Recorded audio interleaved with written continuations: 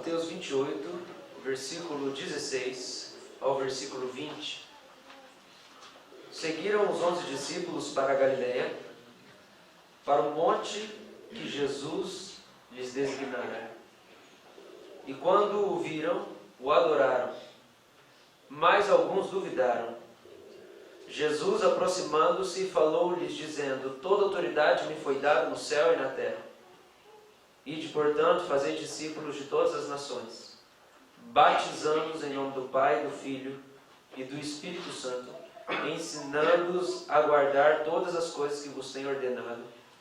E eis que estou convosco todos os dias, até a consumação do século. A nossa mensagem dessa noite é uma mensagem de resgate.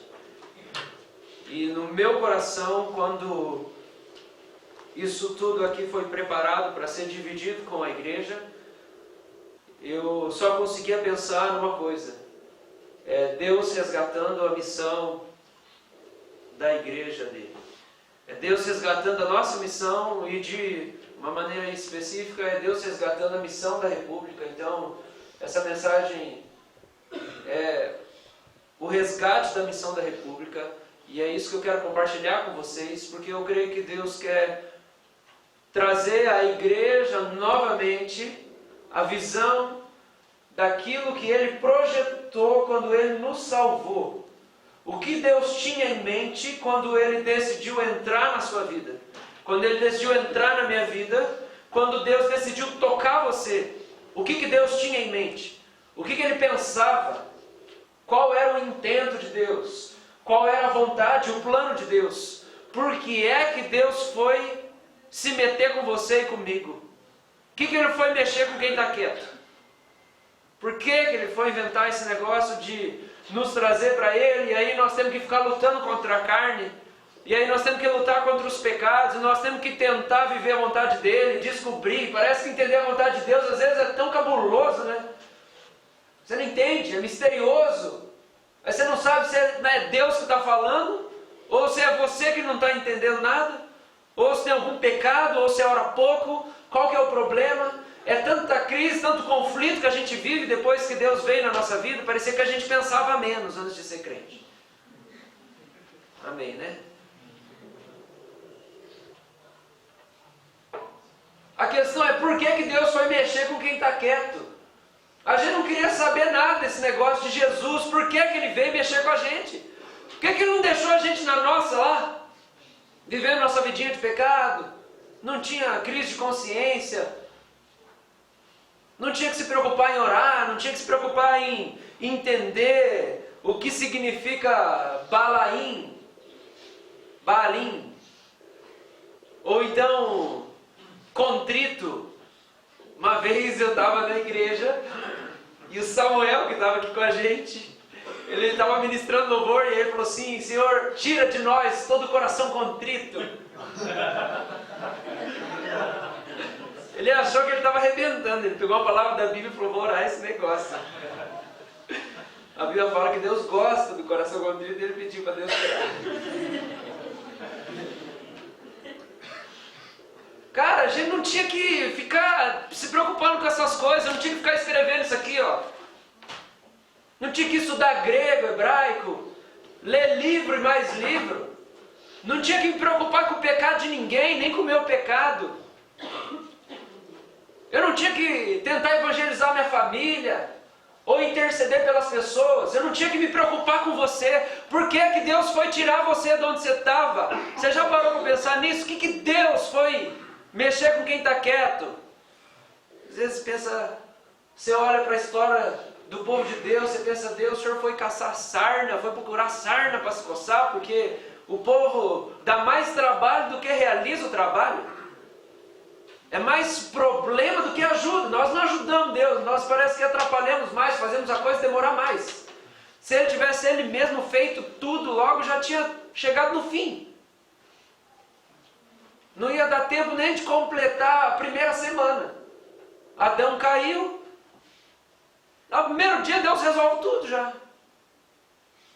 Mas nós estamos aí, né, milhares de anos, porque Ele decidiu envolver a gente no negócio.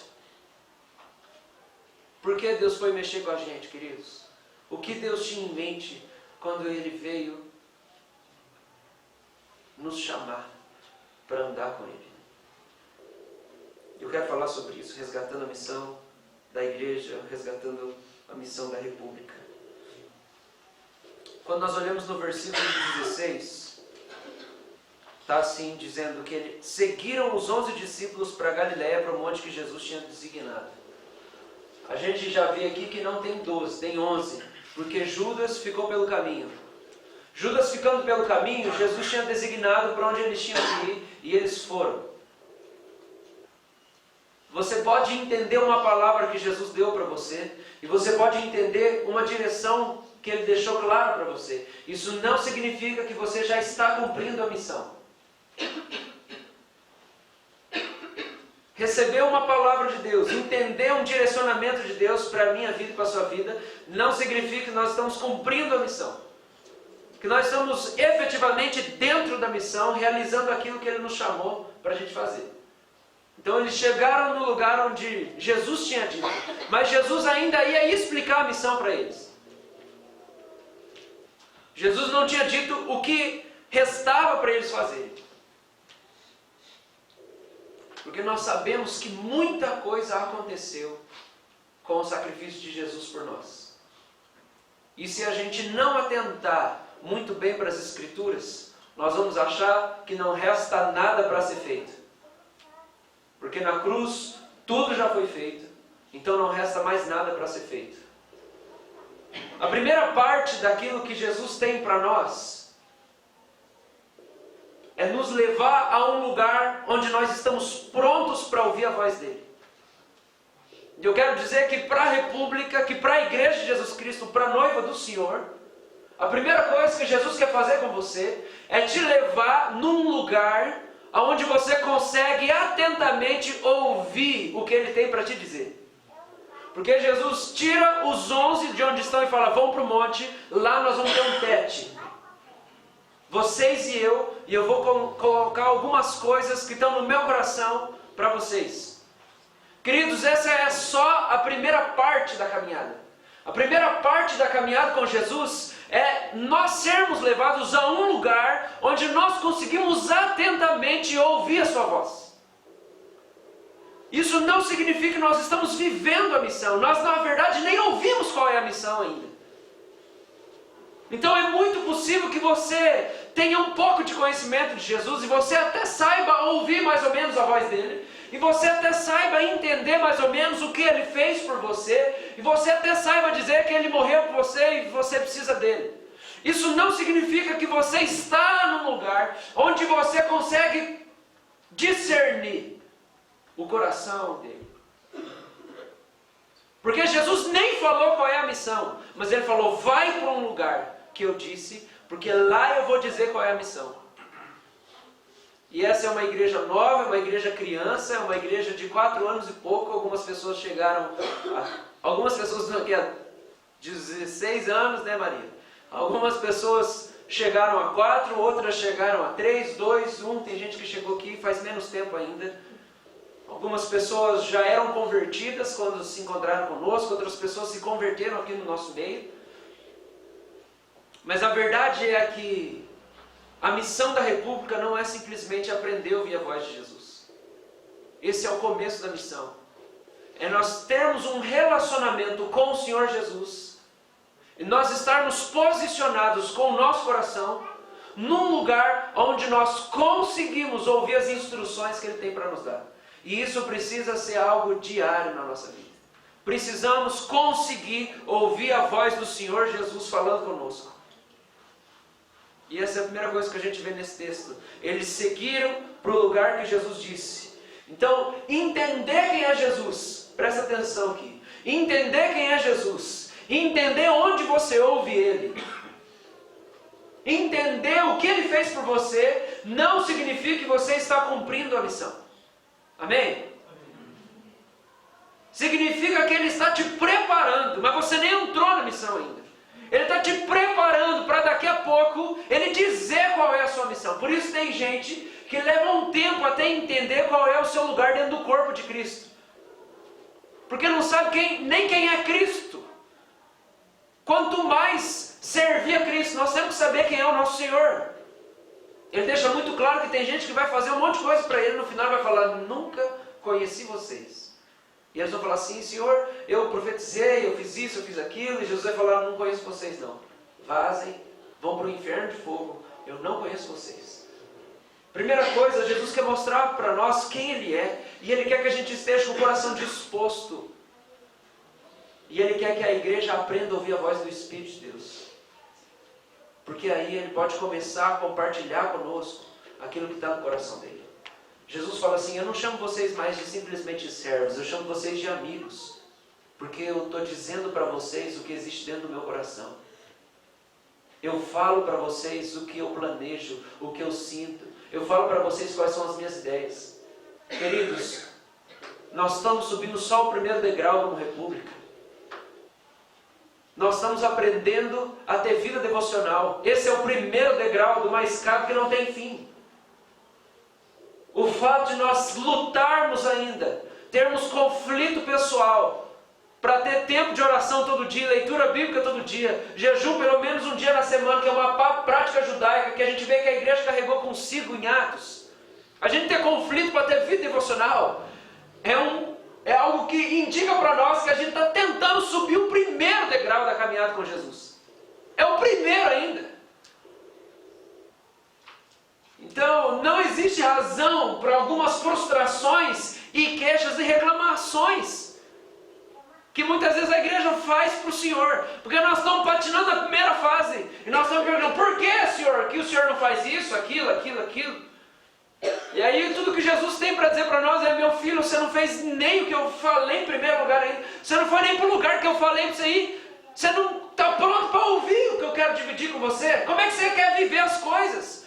Faça as primeiras coisas. Escute o que eu tenho te direcionado. República é entender a mensagem do Evangelho, entender as profundezas da palavra de Deus, entender Bíblia, conhecer um pouco de teologia, as doutrinas que o Senhor Jesus pregou e que o apóstolo Paulo expôs para nós. República, buscar ter uma vida de oração é só o primeiro degrau. Nós nem começamos a viver a missão ainda. A missão vai começar. Mas eu quero lembrar qual que é ela nessa noite. Por isso eu quero dizer que a primeira coisa é que nós temos que aprender a voz de Jesus. Aprender a discernir, a perceber, a ouvir qual é a voz de Jesus. Versículo 17 diz, quando o viram, o adoraram, mas alguns duvidaram. Você acha que eles estavam vivendo a missão? Passaram 3 anos com Jesus. Você passou talvez 3 anos aqui, 4 anos, talvez você passou 10 anos na igreja. Não significa que você está vivendo a missão que Jesus tem para você. Talvez você não entendeu ainda por que Ele foi mexer com você. Porque às vezes passaram 3 anos, igual passou com os discípulos, 4, 5, 10. E quando você encontra Jesus, você ainda duvida. Você não adora quando você encontra Ele, você duvida. O texto diz isso. Quando eles foram para o lugar que Jesus indicou, eles adoraram, mas alguns duvidaram. Sabemos que entre esses alguns está Tomé, possivelmente Pedro. Depois foi pescar, né? Queridos, nós podemos ter experiências com Deus, nós podemos conhecer a teologia bíblica, nós podemos até ouvir a voz de Deus. Isso não significa que nós estamos prontos para a missão. E eu quero falar aqui, compartilhar com você, que a primeira coisa, a gente precisa estar num lugar, posicionado para ouvir a voz de Jesus. Segunda coisa que esse texto fala para nós é que a missão é para quem adora Jesus. A missão que Jesus tem para dividir comigo e com você, a razão pela qual Ele veio mexer com você, tirar você do seu sono pecaminoso e do seu conforto de morte, a razão pela qual Ele te ressuscitou, é porque Ele tem uma missão para você. Para isso, 2 coisas principais precisam acontecer. A primeira, você precisa aprender a ouvir a voz dEle. A segunda coisa, você precisa aprender a adorar Ele. E a missão de Jesus é para quem adora Jesus. A missão não é para quem está em dúvida. Pessoas em dúvida não podem ser encarregadas com uma grande responsabilidade ou com uma grande comissão. Pessoas em dúvidas não estão prontas para compartilharem dos propósitos do coração de Deus. Deus vai dividir os propósitos do coração dele e vai imprimir algumas marcas no seu coração a partir do momento que você não duvidar mais de quem ele é, do quanto ele te ama, do quanto o Evangelho do Senhor Jesus Cristo é poderoso para suprir todas as suas necessidades, te libertar de todos os seus maus, de todos os seus pecados, te dar vitória em todas as suas lutas. Enquanto você não tiver certeza de que você precisa ouvir a voz dele para ter uma direção na sua vida, para que a sua vida faça sentido, você não está pronto para Deus imprimir no seu coração os propósitos dele para você. Ele não vai compartilhar com quem está em dúvida, ele vai compartilhar com quem decidiu adorá-lo, com quem adora com a sua vida, com quem quando encontra Jesus adora ele, mesmo que não faça sentido. Mesmo diante da morte, adora ele. Alguém como Jó, mesmo com a perda daqueles que ele amava e de tudo que ele construiu no tempo da sua vida, financeiramente, profissionalmente, herança sonhada para sua família, seus filhos, ele vai compartilhar os propósitos eternos para quem o adora, não importa quais sejam as circunstâncias. Essas pessoas estão prontas para ouvir Jesus. Pessoas que estão em dúvida não podem ser encarregadas com uma grande responsabilidade, não podem ser encarregadas com uma grande comissão, porque não se sabe se de fato elas estão comprometidas com a adoração a Jesus. Jesus colocaria propósito, Jesus colocaria função, Jesus colocaria responsabilidade nas mãos de uma criança que poderia desprezar tudo aquilo que ele tanto sonhou em realizar. A gente pode usar tudo que Deus deu para nós mesmos, e não para as pessoas. Para ser servido, para preencher o nosso vazio existencial, e não para servir as pessoas. A adoração preenche todo o nosso vazio existencial. Quando nós adoramos Jesus, nós nos encontramos, nós entendemos para que nós servimos. Adoração é a resposta de que, Senhor, sim, o Senhor é o soberano. Adoração é a resposta de que sim, Senhor, o Senhor merece todo o meu elogio, todo o meu reconhecimento. O Senhor me criou, o Senhor me fez, o Senhor é o dono de todas as coisas. A minha vida é tua, Senhor. Adoração é se prostrar. Adoração é se render aos pés dele e entender que simplesmente estar com ele preenche todo o vazio que existe dentro de mim. Quem foi para o lugar que ele falou, quem está pronto para ouvir a voz dele, e quem adora ele está pronto para servir. Porque o que nos preenche é a adoração. E se nós não formos preenchidos com a adoração, nós não estamos prontos para dar nada para ninguém. Porque aí nós vamos dar as coisas para as pessoas, na verdade tentando receber alguma coisa em troca. Mas o que pode nos preencher é a adoração. E aí a pergunta é, você está decidido a adorar Jesus com a tua vida? Como você tem vivido ultimamente? Você quer ouvir os planos de Deus, os projetos de Deus, as grandes coisas do coração de Deus? Você quer entender por que Ele te chamou, por que Ele te resgatou, por que Ele te ressuscitou? Você está adorando Ele com a sua vida? Você entendeu que o seu chamado é adorá-lo sempre? Não importa se você esteja feliz ou triste, não importa se esteja tudo bem ou não, não importa se o seu casamento esteja em pedaços, sua família esteja em pedaços. Você é chamado para adorá-lo em todo tempo. Você entende isso? A missão é para quem adora Jesus. E eu sei que tem gente em dúvida entre nós. Judas, não Iscariotes, ele fala que as pessoas em dúvidas devem ser salvas do fogo eterno. E que nós como igreja temos que ajudar quem está em dúvida e trazer para essas pessoas a certeza absoluta de que adorar Jesus é sempre o melhor e aquilo que nós devemos fazer.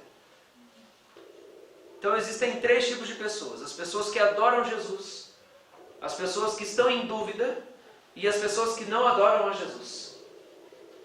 A missão é daqueles que adoram a Jesus, e a missão é alcançar os que estão em dúvida e os que não adoram a Jesus e transformá-los em discípulos do Senhor Jesus. Versículo 18 diz assim: Jesus, aproximando-se, falou-lhes, dizendo: toda autoridade me foi dada no céu e na terra. Ide, portanto, fazei discípulos de todas as nações, batizando-os em nome do Pai, do Filho e do Espírito Santo, ensinando-os a guardar todas as coisas que vos tenho ordenado, e eis que estou convosco todos os dias até a consumação do século. Primeira coisa que Jesus faz, então a gente precisa prestar atenção nos detalhes, porque a primeira coisa que Jesus faz é falar, ó, tem um lugar, se você for lá, eu vou falar e eu vou compartilhar com você algumas coisas. E esse é o primeiro lugar que Deus quer levar a igreja dele. Jesus quer levar a república num lugar onde ela sabe, onde ela consegue ouvir a voz dele. Segundo lugar, Jesus quer nos levar a um lugar onde nós ouvimos a Ele, mas nós estamos prontos para responder com a adoração. Não importa o que Ele disser para nós. Não importa o que Ele pedir para mim e para você. Não importa o custo que vai ter se relacionar com Ele, adorar Ele. Se nós decidimos adorar Ele, versículo 18 diz o que Ele faz. Qual que é o verbo aí? Primeiro verbo. Chega pertinho aqui. Ele mesmo vai responder a nossa adoração se aproximando de nós. Muita gente quer ter intimidade com Deus. Intimidade com Deus é para quem adora a Deus. Ele mesmo vai se aproximar. Tiago diz assim: chegai-vos a Deus e Ele se chegará a vós outros. Chega para Ele, que Ele vai chegar para você. Faz o que Ele está falando, que Ele vai vir ao seu encontro. Jesus, aproximando-se, falou-lhes, dizendo, primeira coisa que Jesus fala: toda autoridade eu tenho. Vocês viram nesse tempo de caminhada. Vocês experimentaram, vocês provaram durante 3 anos o que é ouvir minha voz, ver o meu poder, ser perseguido comigo, sofrer comigo, não ter os luxos dessa vida ao meu lado. Vocês viram. E vocês viram que toda autoridade me foi dada, e eu podia tomar para mim todas as coisas, mas tendo toda a autoridade, eu decidi servir com essa autoridade, e não puxar o mérito para mim ou o serviço para mim. Jesus lembra isso. Toda autoridade me foi dada, no céu e na terra. E aí ele diz: façam discípulos. A autoridade espiritual é o pré-requisito para se cumprir a missão. E a autoridade espiritual procede de uma vida de adoração também.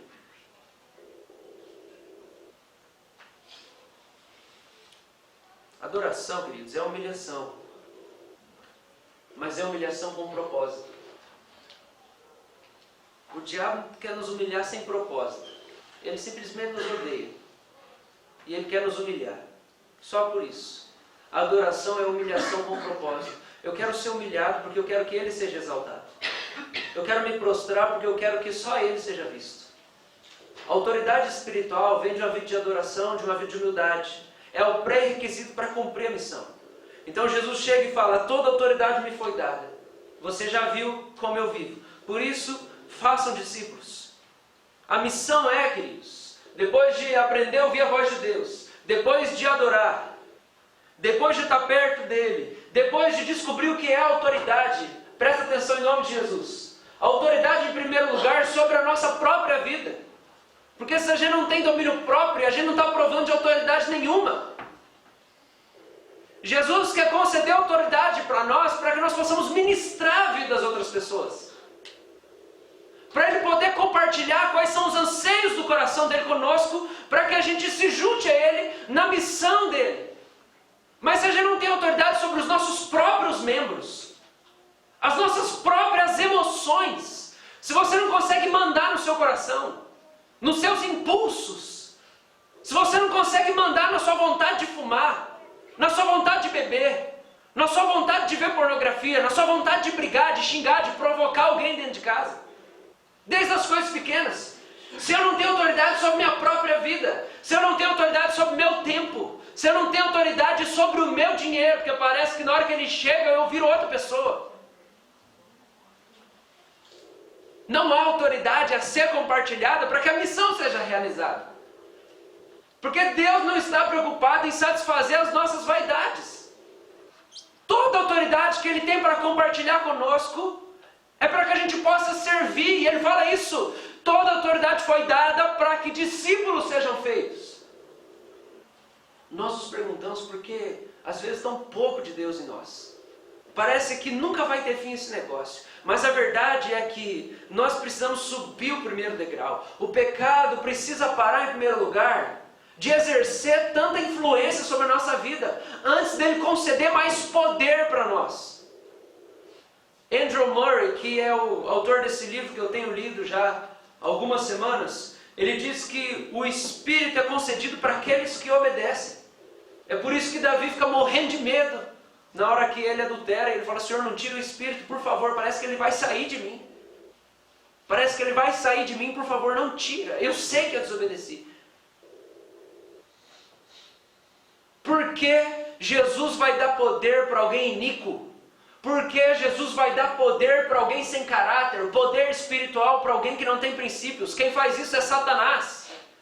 Satanás dá poderes espirituais para pessoas sem caráter, para pessoas egoístas e sem amor, para fazer tudo por causa delas mesmas. Amarração do amor, para mim mesmo. Eu quero te enfeitiçar para você vir até mim, para ter você para mim. Eu quero fazer um trabalho para que eu fique com mais dinheiro, para que a outra deixe o marido dela, para que as coisas aconteçam do jeito que eu quero. Deus não está interessado em dar poder para alguém iníquo. Quem quer fazer isso é Satanás.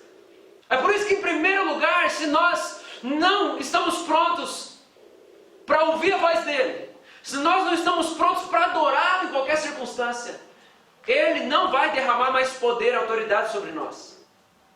Não vai. E eu creio que Deus tem nos conduzido a caminhar esse primeiro degrau, porque é a missão que Ele tem para nós. Eu creio que é por isso que Deus tem quebrado tanta gente aqui no nosso meio. Eu creio que por isso que algumas pessoas têm tido tanto conflito na luta com a sua carne, com seus conflitos, com as suas... Tem tanta gente vivendo suas crises. Deus trazendo à mente traumas do passado, Deus trazendo à mente coisas mal resolvidas, porque a ideia do Senhor Jesus é fazer com que a igreja seja bem resolvida, para que ela não tente, através do seu ministério, serviço, satisfazer as suas próprias necessidades. Amém? O pior inferno que você pode ter nessa vida é um pastor mal resolvido, onde ele vai fazer de tudo para tentar induzir a igreja a estar do jeito que supre as suas carências. É por isso que tem tanta coisa inexplicável por aí nas igrejas. Porque é um monte de pastor mal resolvido, sem caráter, que não sabe adorar Jesus, mesmo em momento de falta. E aí junta um punhado de gente, que muitas vezes ele mantém as rédeas e tenta controlar a qualquer custo, e impõe, e ameaça, e cobra. E como eu estava falando com o irmão esses dias, gastar 1 hora do culto falando de dinheiro, é tudo gente mal resolvida. É o pior inferno que uma igreja pode ter, é um pastor mal resolvido, onde ele está tentando, através do ministério dele, suprir as suas carências.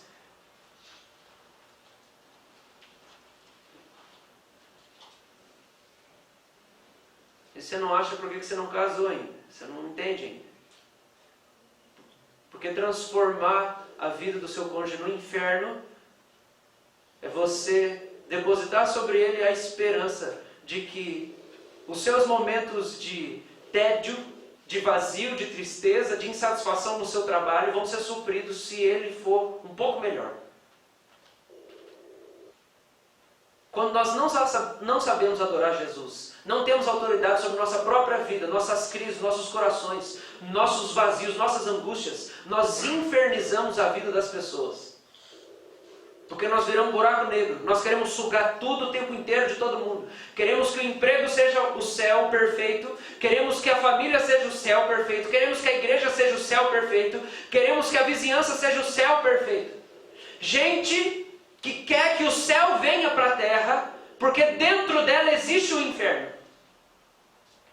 Não porque ela vive o céu na sua relação com Deus, então ela quer trazer para fora. É o contrário.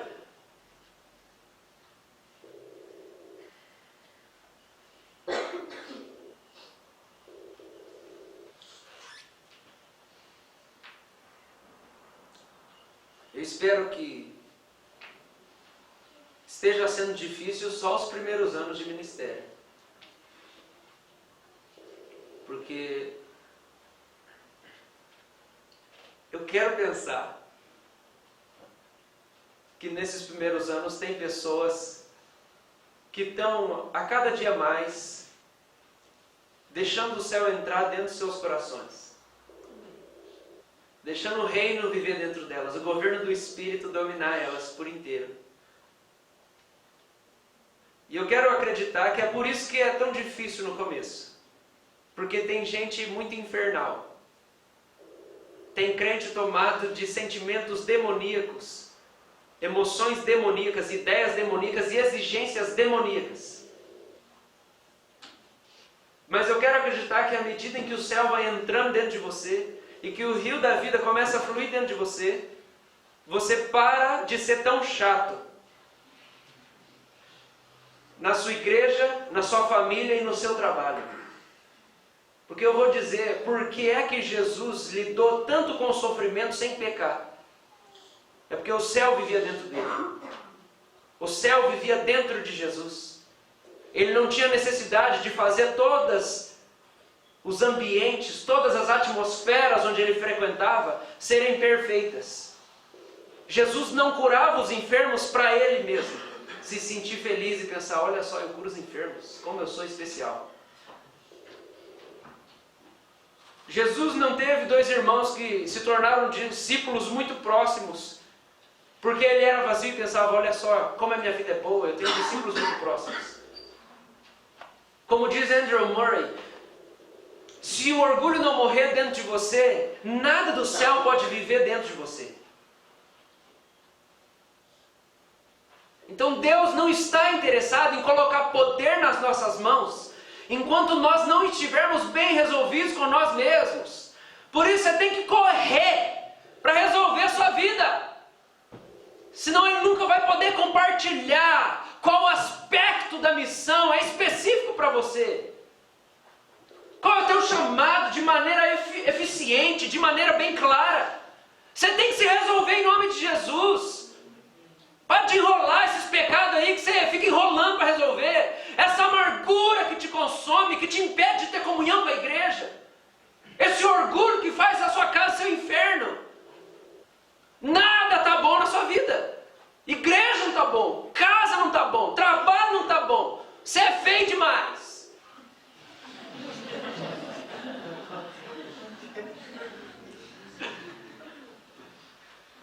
Seu ministério não vai prosperar. Porque você vai tentar fazer tudo para você mesmo. Amém? Está entendendo? Resolve sua vida logo. Eu quero pregar sobre outras coisas.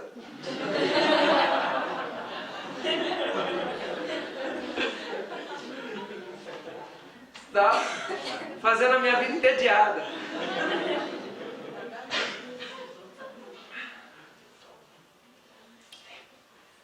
Amém?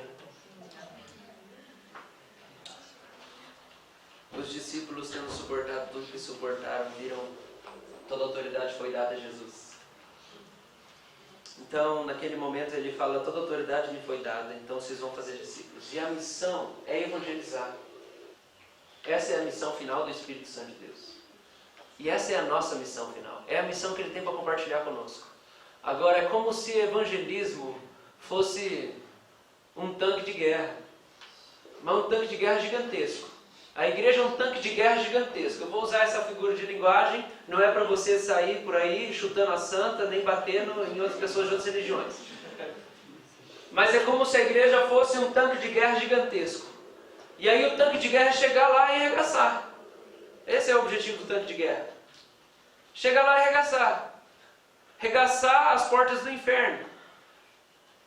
Paulo deixa muito claro, a nossa luta é em primeiro lugar, e o grego vai explicar isso, que ele não está falando que a nossa luta é só contra os principados e potestades. Mas é que a nossa luta não é em primeiro lugar Melhor, desculpa. Que a nossa luta não é em primeiro lugar contra a carne e sangue.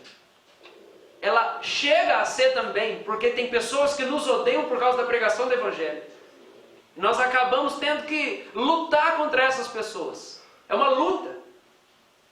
Tá certo que a arma da nossa luta é igual a de Jesus, ou foge ou se rende.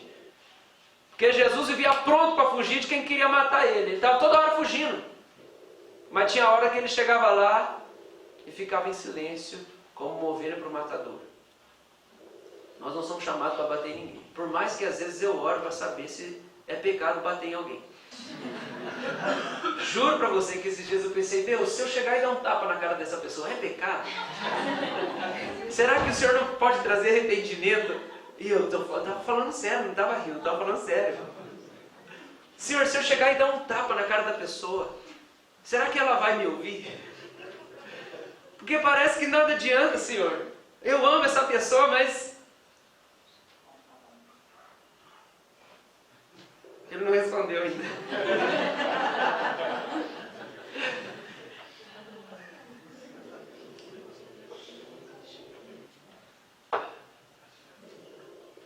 Por que a nossa luta é contra Satanás? Eu não quero de maneira nenhuma que você pense que o nosso negócio é ser que nem uns bobo alegre que fica repreendendo as coisas o tempo inteiro. Não é isso. Mas a Bíblia deixa muito claro que a nossa luta são contra os principados e potestades. Por quê? Porque eles nos odeiam. Porque, acima de tudo, eles desonram o nome do Senhor. Eles disseminam toda e qualquer religião diferente do Evangelho. Paulo deixa isso muito claro. Presta atenção. Toda religião que não é o Evangelho de Jesus Cristo é forjada por demônios. A única religião verdadeira é o Evangelho de Jesus Cristo. Eu não estou falando do evangélico, protestante, presbiteriano, batista. Estou falando do Evangelho de Jesus Cristo. Que é, Jesus é tudo que você precisa. E porque Ele é tudo que você precisa, Ele é aquele que deve ter a honra de mandar em toda a sua vida. Esse é o Evangelho. E se você crê em Jesus, você está salvo. Esse é o Evangelho. Então toda religião que não é o Evangelho é demoníaca. Toda igreja, seja presbiteriana, ou católica, ou metodista, ou adventista, ou universal, toda igreja que disser algo diferente disso, ela é demoníaca. O pastor pode não conhecer o Senhor. Se ele diz isso, ele não conhece o Senhor. Ele não conhece o Senhor Jesus. Eu estou querendo dizer que podem existir igrejas evangélicas que por trás da sua liderança, por trás do seu governo, existem demônios manipulando. Porque quando é o Espírito de Deus, ele vai falar que toda a vida e libertação está somente na fé em Cristo Jesus. E isso é tudo que você precisa. Então os demônios, eles nos odeiam. Os demônios levam as pessoas a outras religiões. Os demônios também nos oprimem. E os demônios, num linguajar bíblico, os demônios cegam as pessoas para a glória de Deus na face de Cristo. Os demônios impedem as pessoas de crer. A Bíblia deixa isso muito claro. Então a nossa luta é contra, em primeiro lugar, os demônios, para que eles saiam fora, para que as pessoas parem de ser cegadas por eles, para que a fé possa ser gerada no coração delas. Se você não está convencido, parábola do semeador. Jesus fala assim, que um certo solo é como o semeador foi lá e jogou a semente. E a semente ia começar a germinar, mas veio uma ave e comeu a semente. E aí Jesus fala que essa ave é o demônio. Então a nossa luta é, em primeiro lugar, a nossa missão é evangelizar. Mas ela começa na autoridade espiritual que é estabelecida quando nós vivemos uma vida de adoração. E aí quando nós chegamos e adoramos a Jesus onde nós estamos, Satanás começa a perder terreno. e o mal começa a bater em retirada, e as pessoas começam a ficar mais sensíveis para a pregação do Evangelho e para a verdade de Deus. Conversão começa a acontecer, vida começa a fluir. Onde entra a luz, as trevas saem. Os demônios impedem as pessoas de se converter. E tem gente que é tão ruim que não é nem os demônios, é a pessoa mesmo. Mas a autoridade espiritual começa nisso. E a nossa missão é como se a igreja fosse um tanque de guerra. E nós estamos arrebentando com os demônios. E nós estamos arrebentando com as mentiras. Porque a principal arma de Satanás são as mentiras que ele conta e você acredita. Por exemplo, você é gordo demais, você é feio demais. Você não é homem de verdade. Você não leva jeito para ser um servo de Deus. Você nunca vai ser um bom pai de família. Você nunca vai ser um homem de verdade. Não, ninguém vai gostar de você lá. Não, você nunca vai ser capaz. Não fala de Jesus não, você vai passar vergonha. Você acha que Deus vai ouvir alguma oração sua? Não lê a Bíblia não, você não entende nada mesmo quando você lê. Não, sua família nunca vai mudar. Isso aí é tudo coisa que Satanás fala. Então quando a gente acaba com ele, a gente acaba com as mentiras. E a luz entra, a luz chega. Nossa missão é, nós como um tanque de guerra. E o negócio é que, enquanto a gente está indo, é como se a gente fosse resgatando a galera no meio do caminho e eles vão pulando para dentro do tanque, é um tanque gigantesco. E a gente cuida da galera para transformar a galera em soldado para caminhar. Uma das tarefas do Bruno da disciplina era preparar sermão. Ele tinha 2 sermões para preparar. E essa semana ele entregou e a gente conversou sobre. E um dos sermões foi sobre o bom soldado. E o apóstolo Paulo fala assim para Timóteo. E ele diz: um bom soldado não se envolve com as coisas dessa vida, porque ele vive para agradar aquele que o regimentou. Nós somos chamados para gastar nossa vida e sermos gastos com uma única coisa e não nos misturarmos com as coisas dessa vida. Isso envolve abnegação para que o nosso coração possa ser cheio do Espírito de Deus, da vida de Deus, da autoridade de Deus, para que a gente cumpra a nossa missão. A igreja funciona para restaurar as pessoas, para acolher as pessoas, para amar as pessoas, envolver as pessoas, colocar remédio na ferida das pessoas, consolar as pessoas, ministrar amor e calor humano para as pessoas, e ensinar a fé no Senhor, ensinar a graça de Deus. Tendo isso acontecido, a igreja serve para enviar. Isso aconteceu em Atos capítulo 13, Atos capítulo 1. Jesus fala, o Espírito Santo vai descer. Atos capítulo 2, o Espírito Santo desce. Quando o Espírito Santo desce em Atos capítulo 2, começa a missão. Jesus fala em Atos 1, não saiam até que o Espírito desça. Quando ele descer, vocês vão ser testemunha. Isso significa, já falei aqui, a palavra testemunha em grego é mártir. O Espírito vai descer, e aí vocês vão estar prontos para sofrer e se gloriar no sofrimento por causa do Evangelho. Vocês vão estar prontos para perder as coisas, a hora que o Espírito vier. Atos capítulo 13, o povo já pregou, tem milhares de pessoas convertidas. A gente está estudando na escola dominical, hoje foi Atos capítulo 6, 20 mil convertidos. As viúvas começam a reclamar que não estão dando mais comida para elas. Tem 20 mil pessoas para discipular. A igreja tem 20 mil pessoas. Chega em Atos 13, a galera está orando e jejuando, e aí o Espírito de Deus fala assim, separa para mim Paulo e Barnabé. Por quê? Porque vocês foram salvos para a missão. Não é só para ficar aqui. Salvei vocês. Paulo foi discipulado. Paulo levou 10 anos para entrar no apostolado. Barnabé que conduziu ele. Vocês já fizeram um bom trabalho aqui, ajudaram a igreja. Paulo e Barnabé, mestre profeta, estão aqui ajudando na liderança da igreja. Legal, a coisa está ficando bem fundamentada, estabilizada. Deixa eu dizer uma coisa, quem manda na parada sou eu, Holy Spirit. E agora vocês vão para outro lugar, porque tem missão a ser cumprida.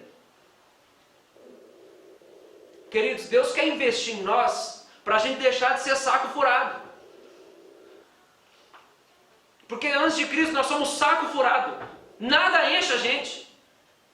É culto, é oração, é reunião de oração, é acampamento, é isso, é aquilo, é bênção. Nada enche, você é um saco sem fundo. Deus tem que te abençoar dia e noite o tempo inteiro, senão você não fica feliz. Quando Ele transforma a nossa vida, a gente deixa de ser saco furado. A hora que a gente para de ser saco furado, Ele fala, então tá bom. Bom, agora está na hora de você fazer alguma coisa. Ajuda o outro a parar de ser saco furado.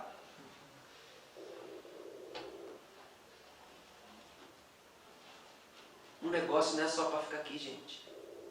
Nossa missão é evangelizar. E evangelizar engloba 3 coisas: orar, servir, pregar. Evangelizar uma pessoa que não é crente, porque tem evangélico que tem que ser evangelizado. Tem evangélico que tem que ser evangelizado porque não é evangélico. Não vive de acordo com o evangelho, não entende o evangelho. Pegar o cara do seu trabalho e evangelizar ele, começa com orar por ele. Você vira um intercessor dessa pessoa. E aqui são essas 3 coisas que eu quero dizer que são a missão da igreja para cumprir o evangelismo.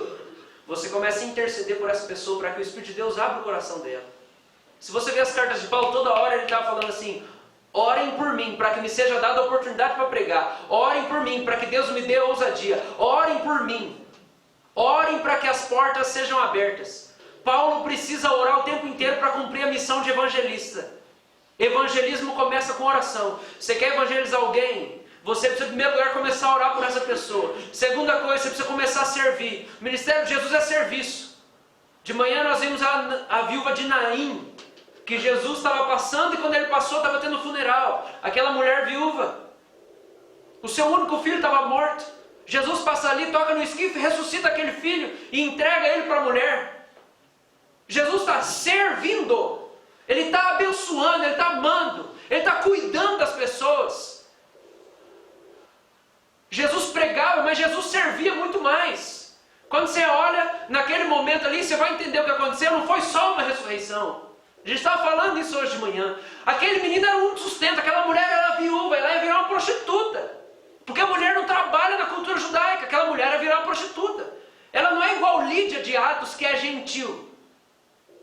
Ela é judia. Judeu, naquele contexto, não tem trabalho. Vive do sustento do homem. Aquela mulher veio uma prostituta. Jesus serve aquela mulher. Ele devolve a renda daquela mulher. Ele devolve a dignidade daquela mulher. Ele abençoa aquela mulher. Isso pode começar a abrir a sua cabeça um pouco para você pensar como nós temos que, pelo menos, tentar começar a evangelizar todo tipo de gente, inclusive os homossexuais. Porque o evangelismo começa com oração e serviço. Serviço. O problema é que tem uns Loki que nem ora e nem serve e quer fazer o cara decorar o credo e virar um robozinho. Não, você tem que falar que você crê em Jesus. O que Jesus fez com o cara até hoje? Ninguém teve poder, autoridade espiritual para poder explicar alguma coisa, amar, servir, abençoar, se dedicar. Como que alguém vai se converter a um Jesus que não é suficiente? Nós somos chamados para ter Cristo como suficiente, e assim nós podemos transmitir isso para as outras pessoas. Oração, serviço, pregação. O Brasil, a igreja brasileira, precisa servir grande parte das pessoas que foram feridas pela igreja, ou que estão contra a igreja no nosso tempo. E eu quero voltar a dizer, inclusive a militância gay. Porque algumas pessoas tiveram só experiência ruim com a igreja, porque não tiveram encontro com uma igreja matura espiritualmente, que pudesse viver para servir. Queridos, somos chamados para servir. Nossa missão é evangelizar. Você sabe ouvir a voz de Deus? Você sabe adorar Jesus em toda e qualquer circunstância? Ele vai se aproximar de você e Ele vai te lembrar. Eu dei toda a autoridade está sobre mim, e eu estou com você. A partir do momento que Jesus reina dentro de nós, o reino de Deus chegou dentro de nós, significa que Ele reina nas minhas decisões, Ele governa sobre os meus sentimentos e as minhas decisões. A autoridade dEle está sendo praticada na minha vida. Eu estou pronto para começar a exercer autoridade fora de mim, para poder servir as pessoas. Um discípulo não é um membro de igreja local. Um discípulo é um aluno. Um discípulo é alguém disposto a ser reeducado em tudo. É um milagre fazer um discípulo. Fazer um discípulo é realizar um milagre. Porque é pegar uma pessoa e pela sua oração, serviço e pregação, ela ser impactada pela sua vida. E aí ela começa a ter um entendimento de que ela precisa reaprender a viver. Porque quando ela olha para você, ela pensa, ele vive do jeito certo. É o constrangimento da santidade, não do moralismo. É o constrangimento da santidade. A santidade é a graça e o temor de Deus. Então tão vivo dentro da pessoa que o cidadão olha e fala assim, tem alguma coisa, parece que está tudo errado. Ele sofre tanto, mas parece que ele tem o certo, parece que ele anda do jeito certo, parece que ele está no caminho que é diferente. E aí essa pessoa tem o entendimento, eu preciso reaprender a viver. Eu preciso reaprender a viver. E aí a pessoa se abre ao ponto de dizer assim, me ensina sobre esse Jesus. Eu quero esse Jesus. Eu quero entender o que é isso. Eu quero saber quem é esse Deus invisível que você serve, pelo qual você está disposto a sofrer tanto. E o céu parece que vive dentro de você. Você não exige tanto das pessoas. Você está aqui para servir as pessoas, amar as pessoas, abençoar as pessoas. O que existe dentro de você? Me ensina a viver de novo. Eu quero ser um aprendiz teu. Eu quero ser um aluno, eu quero ser um discípulo. Um milagre aconteceu. Fazer um discípulo é realizar um milagre. É quando alguém que estava convicto de que vivia do jeito certo, descobre que não sabe viver.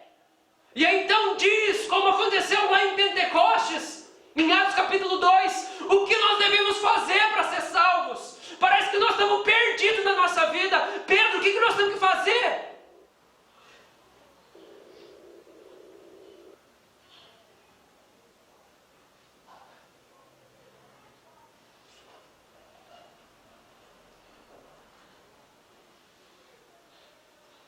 O avivamento tem que ser você.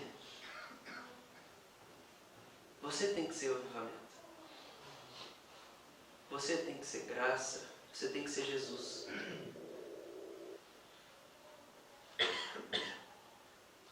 Por que você está demorando tanto para renunciar ao seu pecado? Por que você está demorando tanto para se entregar para Ele? Para ser radical e verdadeiro? Não existe prazer maior do que se juntar aos propósitos eternos de Deus. E poder ser usado por Deus para fazer coisas que vão durar por toda a eternidade. Isso é delicioso.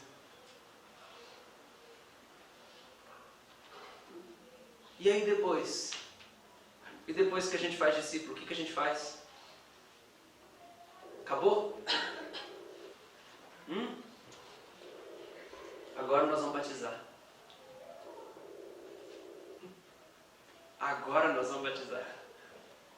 Nós não vamos batizar e depois fazer discípulo. Nossa missão não é encher a igreja de gente. Nossa missão não é transformar você num membro. Nossa missão não é transformar ninguém em membro. É por isso que nós não estamos com crise de batizar o Gustavo, nem com pressa de batizar ele. Está 2 anos, mas o discipulado é a pessoa que não sabia nada do Senhor, não está voltada, descobriu que precisa repreender a viver. E aí ela pode levar 1 mês, 1 dia ou 1 ano inteiro para repensar e refletir sobre a vida dela, se ela está disposta a crucificar a sua carne, tomar a sua cruz e seguir Jesus para o resto da sua vida. Nós não podemos ter pressa para o discipulado e nem para o batismo, porque o batismo é depois do discipulado. Algumas pessoas já falam assim, pastor, até como está demorando. Eu penso, é muito rápido. 5 meses está muito rápido. Você precisa ser discipulado antes de ser batizado. Você precisa ter certeza que você vai renunciar ao pecado. A apostasia na igreja é tão grande nos dias de hoje, tendo um dos motivos que as pessoas não são discipuladas. Como o Paul Washer gosta de falar um monte. O cara vai lá, faz uma oração de aceitar Jesus. E aí ele acha que ele se converteu. Não é isso que é conversão, e não é isso que tem que me fazer ser batizado em nome de Jesus, tomar ceia, servir ao Senhor. Porque o discipulado vem antes do batismo. Vamos ver um exemplo bíblico, quando é que Jesus faz isso? Quando Jesus chega na casa de Zaqueu, aquele homem se arrepende. Presta atenção. John Wesley entrou em crise, porque quando ele olhava para Atos, ele via que as pessoas não demoravam tanto para ser convertidas e se arrependerem de seus pecados. E ele pensou, por que a gente leva 1 ano para evangelizar alguém? E ele começou a clamar para que o fogo do Espírito descesse sobre ele, para que houvesse poder e autoridade, para que a conversão acontecesse com maior velocidade. Queridos, o tanto que nós formos discípulos de Jesus é o tanto que nós vamos impactar alguém. Uma pesquisa foi feita alguns anos atrás. Sabe quanto tempo um presbiteriano leva para conduzir alguém até Cristo? Você não vai acreditar. 40 anos. A média é que um presbiteriano leva 40 anos para transformar alguém em um discípulo de Jesus. Quanta gente morreu nesse tempo? Você vai dizer que nós estamos cumprindo a nossa missão? Não, pastor, mas a República é diferente. A República não sabe evangelizar. A República sabe acolher. A República não sabe buscar, ela sabe receber. Ou está pelo menos tentando fazer isso. A gente está tentando ou caminhando para se tornar pelo menos agradável um ambiente de convivência. Não significa que nós estamos evangelizando. Se pessoas têm se achegado aqui, é por 2 coisas. Por causa da pregação da palavra de Deus. E por causa da convivência que não é tão ruim assim. Mas não é porque a República sabe evangelizar. Nós levamos 40 anos para trazer alguém para Jesus. Isso mostra o quão cheios do Espírito nós somos. Quando Jesus fala aqui, ó, ao descer o Espírito, vocês vão ter poder para ser testemunha. Quando não tem conversão nenhuma, que testemunha eu e você estamos sendo? Que poder existe em mim e você na sua vida? Eu nunca falei disso, mas a verdade é, o nosso alvo não deve ficar contabilizando quantas pessoas eu trouxe para Jesus. Paulo fala assim, eu nem sei se eu batizei alguém. Eu batizei um ou outro, porque eu não fui chamado para ficar contabilizando e batizando as pessoas. Eu fui chamado para pregar o Evangelho.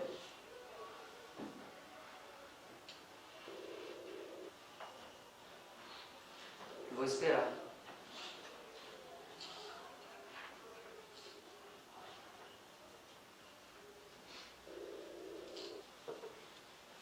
Mas a pergunta é, quantas pessoas nós já evangelizamos no tempo da nossa conversão? Quantas pessoas você já levou para Jesus? Se a sua missão é essa, preste atenção, abandonar o pecado, ter vida de oração, é só o pré-requisito para começar a missão, querido. Nós não somos chamados para ficar lutando contra o pecado a vida inteira. E parece que assim, meu Deus, a missão da minha vida, como teve gente que orou, não sei se foi ontem esses dias, falando assim, Senhor, eu não quero que os temas da minha oração sejam sempre pecado. Parece que toda vez que eu vou orar, eu só tenho pecado para falar. Nós não fomos chamados para isso, gente. Vai ter uma hora que essa página tem que virar.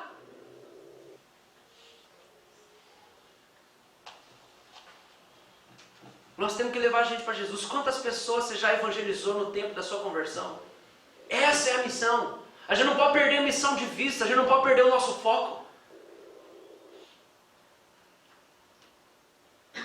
Quando Jesus chega na casa de Zaqueu, ele é a própria santidade, é a graça e a verdade de Deus. É por isso que Jesus evangeliza rápido. Porque Ele é Deus. Mas não se esqueça, Deus está dentro de você. Quanto mais Ele reinar dentro de você, mais rápido as coisas vão acontecer. Jesus chega na casa de Zaqueu, e pouco tempo com Zaqueu, Zaqueu fala assim, eu vou dar metade do que eu tenho para os pobres. E se eu roubei de alguém, eu vou dar 4 vezes mais de volta. No momento seguinte, Jesus fala assim, hoje teve salvação nessa casa. Pode batizar. Esse aqui foi discipulado rapidinho, ele entendeu como é que funciona.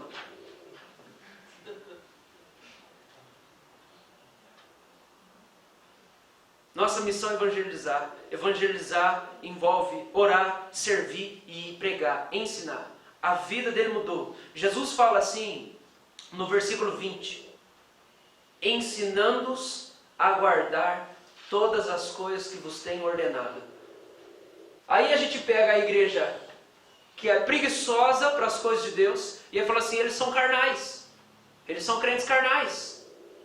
Eles são crentes carnais. Jesus fala que fazer discípulo é ensinar, a pessoa a guardar os mandamentos dele. Evangelismo não é dizer assim, ó cara, vem cá, Deus te ama, você é aceito do jeito que você é. Evangelismo é, a graça de Deus é essa. Você já entendeu? Você entendeu que você é amado? Você entendeu tudo que Ele fez por você? Tá bom, agora você tem que guardar os mandamentos. Agora você tem que responder. Aí está feito o discípulo.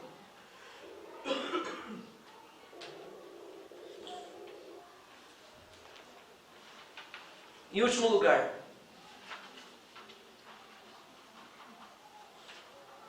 eu quero que você abra comigo a Bíblia em Atos capítulo 1.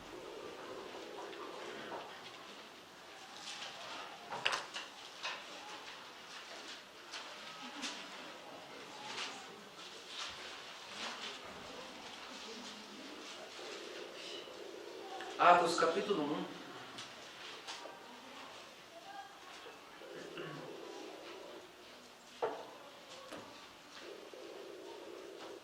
Nós vamos ler mais uma vez a grande comissão, só que é um registro diferente.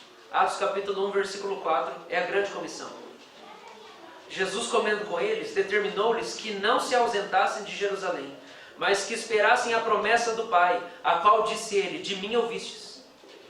Porque João, na verdade, batizou com água, mas vós sereis batizados com o Espírito Santo, não muito depois destes dias. Foram 10 dias. Então os que estavam reunidos lhe perguntaram, Senhor, será este o tempo em que restaures o reino de Israel? Respondeu-lhes, não vos compete conhecer tempos ou épocas que o Pai reservou pela sua exclusiva autoridade. Mas recebereis poder ao descer sobre vós o Espírito Santo, e sereis minhas testemunhas, tanto em Jerusalém, como em toda a Judéia e Samaria, até os confins da terra.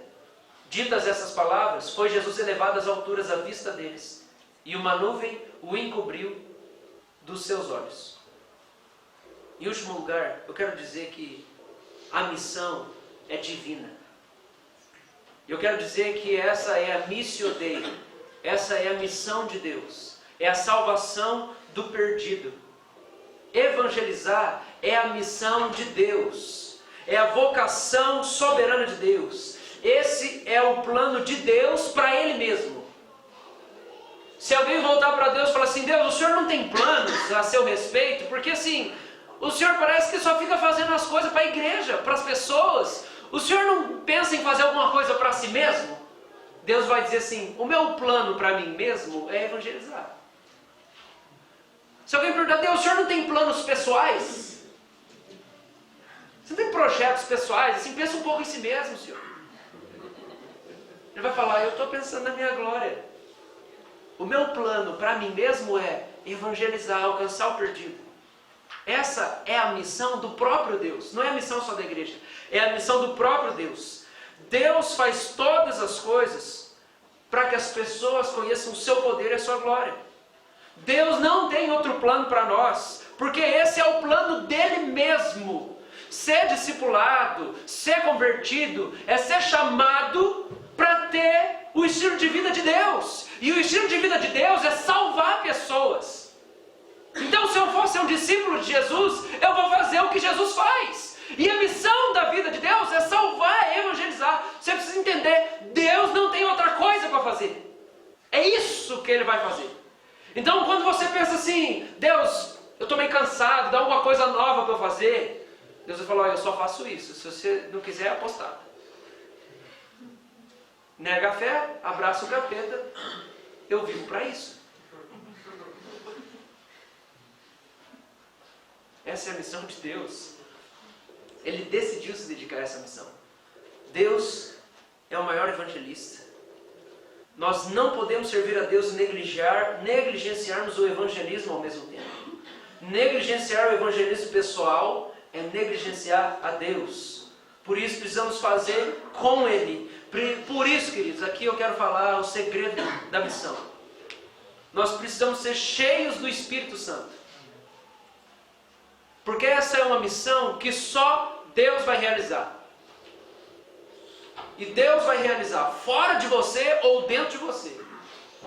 Ele vai realizar, Ele vai salvar quem Ele quer. Quem Ele decidiu salvar, Ele vai salvar. O chamado da igreja é ir junto com Ele para salvar essas pessoas, porque assim Ele divide a santidade dEle conosco. Ele divide a glória dEle, nós podemos sentir o gosto da glória dEle quando nós glorificamos Ele.